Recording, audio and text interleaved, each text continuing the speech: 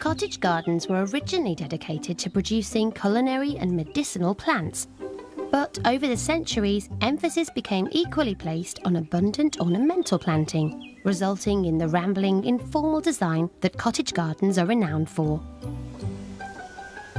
Garden designer Angie Barker has spent 11 years creating her own take on a contemporary cottage garden. I like combining different styles of gardening. Very much the planting is cottagey, it's got quite a free style to it, but then you can add in some contemporary elements which give it that little bit of a twist, really. Keeping a cottage garden in full splendour takes effort. Remember to mulch and to place plants tightly together to create a full, rambling look. Angie has some excellent suggestions if you want to include some traditional cottage plants in your garden. Planting in the cottage style, you need to include things like roses, aquiledias, delphiniums. Alchemilla mollis is a lovely one as well for texture. And the idea really is to let them self-seed. Vegetable grown as well is an important element. And again, that can be quite random, so you can plant cabbages and lettuces in amongst the flowering plants as well. Traditional cottage planting is often highly fragrant and focuses on pastel shades.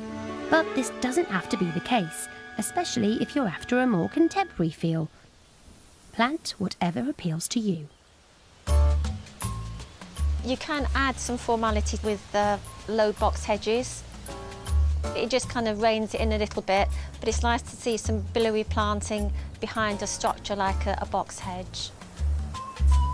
Cottage gardens are particularly colourful in the spring and summer. Including some evergreen planting will ensure you have interest in the winter months. You can also add fixed elements such as sundials, bird baths and garden sculptures.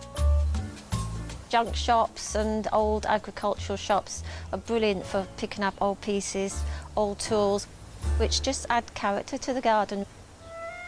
Pathways are another important feature. If you're after a contemporary feel, straight, clean lines are a good option.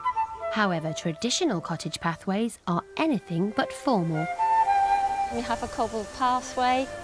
It's a curved shape, so the idea is you can't see what's around the corner, so it beckons you on through the garden to explore, and it just adds that sense of mystery to the garden.